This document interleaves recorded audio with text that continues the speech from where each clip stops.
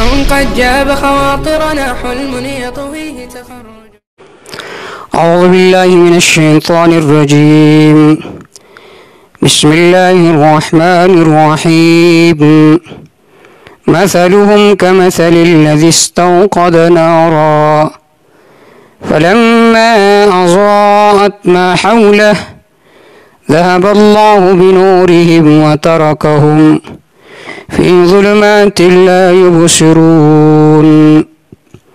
سورۃ البقرہ ہم نے شروع کیا تھا. پہلا حصہ 3 ابواب پر منقسم تھا. پہلا باب آیت نمبر 20 تک یا ایھا الناس اعبدوا ربکم یہاں تک ہے. ما قبل آیات میں فرق ثلاثہ کا تذکرہ ہوا. 1 نمبر منعوم علیہم، نمبر 2 مغضوب علیہم، نمبر 3 ضالین. عزیز دوستو، بات کرنے کا ایک طریقہ اور سلیقہ ہوتا ہے اور جو مخاطبین ہوتے ہیں اس کے مطابق بات کی جاتی ہے. تو مخاطبین جو ہوتے ہیں وہ بھی 3 قسم کے ہوتے ہیں. 1 نمبر وہ ہوتے ہیں جو اذکیاء الناس ہوتے ہیں، ان کے لیے اشارہ ہی کافی ہوتا ہے. دوسرے نمبر پر وہ ہوتے ہیں جو اوساط الناس، درمیانی قسم کے لوگ ہوتے ہیں. اگر اس کے سامنے آپ تھوڑی وضاحت کرو گے تو وہ بات سمجھ جائیں گے. اور تیسرے قسم وہ لوگ ہوتے ہیں جو بلداء الناس ہوتے ہیں، احمق ہوتے ہیں. ان کے لیے مثال کا ذکر کرنا بہت زیادہ ضروری اور لازمی ہوتا ہے، چونکہ قرآن مجید کے مخاطبین یہ 3 قسم کے لوگ تھے. اس وجہ سے اب یہاں سے اللہ رب العزت امثلہ ذکر فرماتے ہیں. عرب کے ہاں بھی مشہور ہے الممثل بلا مثال کالفرس بلا لجام والناقۃ بلا زمام. اگر آپ کسی مسئلے پر مثال بیان نہ کریں تو اس کی مثال ایسا ہی ہے جیسا کہ گھوڑا اور اس کا لگام نہ ہو. تو ظاہر بات ہے جب گھوڑے کا لگام نہیں ہوتا تو وہ ادھر ادھر بھٹکتا رہتا ہے. اسی طرح اگر کسی مسئلے پر مثال ذکر نہ کیا جائے تو جو مضمون ہے، جو خلاصہ ہے، وہ ذہن میں نہیں بیٹھتا، منتشر رہتا ہے. تو مثال اس لیے ہوتا ہے تاکہ جو مضمون ہے یہ واضح طور پر مخاطبین کے ذہن میں بیٹھ جائے. اور مثال کسے کہتے ہیں؟ تو علماء نے لکھا ہے کہ مثال کہتے ہیں تشبیہ الخفی بالجلی، کہ ایک غیر محسوس چیز کی تشبیہ دینا محسوس چیز کے ساتھ، یہ ہے مثال. مثال کے بہت سارے فوائد ہیں اور قرآن مجید میں تقریباً 44 امثلہ ذکر ہے. مثال کے بہت سارے فوائد ہیں. سورۃ ابراہیم آیت نمبر 25 میں بھی ذکر ہے وَتِلْكَ الْأَمْثَالُ نَضْرِبُهَا لِلنَّاسِ. اللہ فرماتے کہ یہ امثلہ ہم لوگوں کے سامنے بیان کرتے ہیں تاکہ لوگ سمجھ جائے. اسی طرح سورۃ العنکبوت آیت نمبر 43 میں بھی ہے کہ وَمَا يَعْقِلُهَا إِلَّا الْعَالِمُونَ. جو سمجھنے والے ہیں وہ ان امثلہ کو سمجھتے ہیں. اسی طرح سورۃ الحشر آیت نمبر 21 میں بھی امثلہ کا فائدہ ذکر ہے. تو مثالوں کا بہت زیادہ فائدہ ہوتا ہے تاکہ جو مضمون ہے یہ کامل طور پر انسان کے ذہن میں بیٹھ جائے. اب یہاں پر بھی مثلہم کمثل الذی استوقد نارا، ان آیات میں اللہ رب العزت نے 2 امثلہ ذکر کیے ہیں. پہلا مثال مثلہم کمثل الذی استوقد نارا سے ہے، اور دوسرا مثال او کصیب من السماء فی ظلمات ورعد وبرق سے ہے. آج ہم صرف اسی ایک مثال کی تشریح اور توضیح ذکر کریں گے. اس مثال کا ایک مطلب وہ ہے جو امام المفسرین علامہ محمد طاہر پنجپیری رحمہ اللہ نے ذکر فرمایا ہے. وہ فرماتے ہیں کہ اس مثال میں اللہ رب العزت نے کفار مکہ کی حالت ذکر فرمائی ہے کہ کفار مکہ کی حالت ایسا ہی ہے کہ جیسا کہ ایک جنگل ہو اور وہاں پر کچھ لوگ چلے جائے اور ان سے راستہ گم ہو جائے. وہاں پر کچھ لوگ بیٹھے ہوتے ہیں، تو جن لوگوں سے راستہ گم ہو چکا ہے تو انہیں چاہیے تھا کہ ان سے راستہ معلوم کرتے کہ بھئی ہمیں راستہ معلوم نہیں ہے، ہمیں راستہ بتا دے. انہوں نے ان سے راستہ نہیں پوچھا. اور دوسری بات یہ کہ ان کے پاس آگ موجود تھی، تو انہیں چاہیے تھا کہ ان سے آگ لیتے، راستہ معلوم کر لیتے، لیکن انہوں نے ان سے آگوں کا مطالبہ نہیں کیا، بلکہ مطالبہ کرنے کے بجائے انہوں نے اپنے آنکھوں کو بند کیا، اور جب وہ بیدار ہو گئے تو جب دیکھا وہ لوگ چلے گئے تھے، بلکہ صرف انگارے رہ گئے تھے اور روشنی وغیرہ چلی گئی تھی۔ تو اسی طرح اس کی توضیح یہ ہے اور تطبیق یہ ہے کہ اللہ رب العزت نے آپ صلی اللہ علیہ وسلم کو مکہ کے جنگل کی طرف بھیجا، وہاں پر کفر اور شرک کی تاریکی تھی، تو ان لوگوں کو چاہیے تھا کہ یہ لوگ آپ صلی اللہ علیہ وسلم سے قرآن و سنت کی جو روشنی ہے وہ لے لیتے، لیکن انہوں نے آپ صلی اللہ علیہ وسلم سے وہ روشنی نہیں لی۔ آپ صلی اللہ علیہ وسلم مدینہ تشریف لے گئے، جب انہوں نے اپنے آنکھوں کو کھولا تو شرک و کفر کے علاوہ کوئی اور راستہ انہیں نہیں ملا۔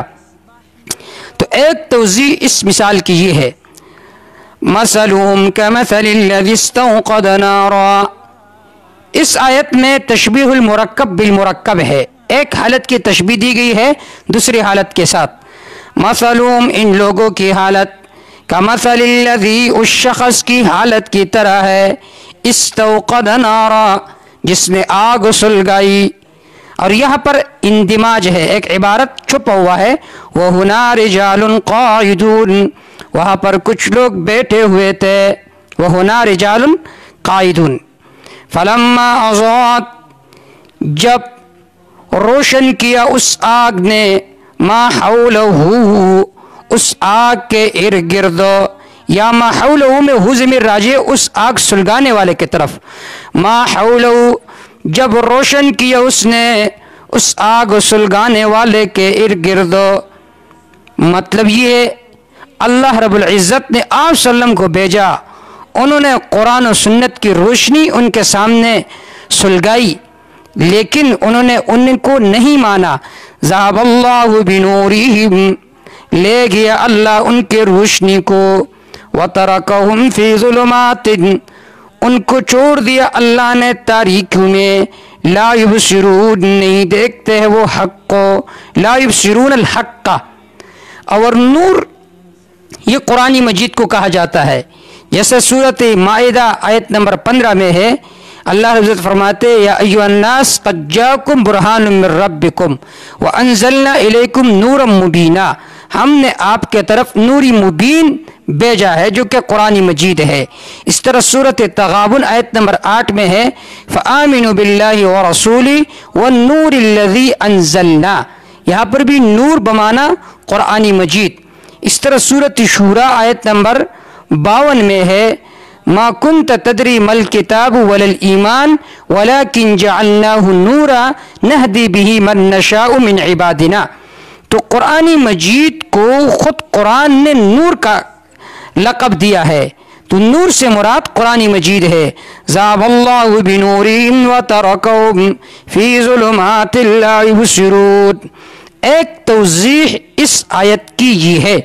دوسری توضیح اس آیت کی یہ ہے کہ یہ مثال ہے منافقین کی، اور اس کا مطلب یہ ہے کہ منافقین نے ظاہری طور پر ایمان لا کر آگ سلگائی تاکہ اس وجہ سے ایمان والوں کے ساتھ ان کے نکاح رشتے یہ قائم ہو جائے، اسی طرح مال غنیمت میں ان کو حصے ملتے رہے۔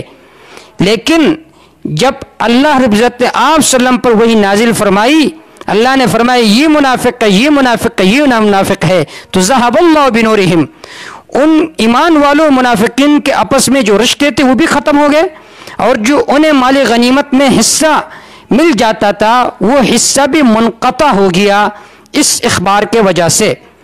یا مطلب یہ کہ اللہ نے ان کو روشنی لے لی، جب یہ لوگ برزخ میں چلے گئے تو برزخ میں تو وہ ایمان فائدہ دیتا ہے جو دل سے ہو، زبان سے جو ایمان ہو وہ فائدہ نہیں دیتا، تو اب انہیں کوئی چیز ہی فائدہ نہیں پہنچاتا۔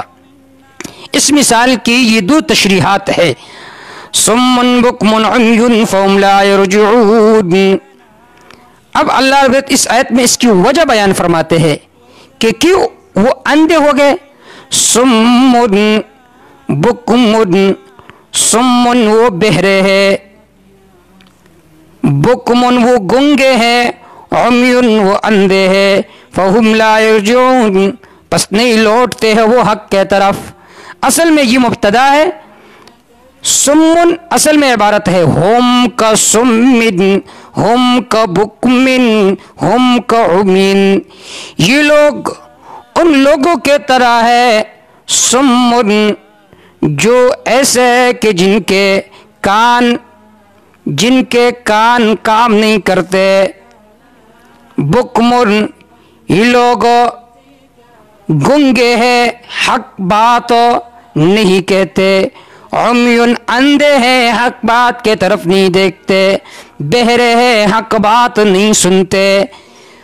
تو اصل میں ہم کسمن، وہ بہروں کے طرح ہے، گنگوں کے طرح ہے، اندھوں کے طرح ہے، فہم لا یرجعون، پس وہ نہیں لوٹتے حق کے طرف۔ یہ بھی اصل میں تشریح اور وضاحت ہے اس آیت کی، ختم اللہ علی قلوبہم، یہ لوگ مختوم القلب ہے، جو فہم کے اسباب ہے وہ فہم کے اسباب ہی ان کے ختم ہو چکے ہیں، اس وجہ سے یہ حق کے طرف نہیں لوٹتے اور حق بات کو قبول نہیں کرتے۔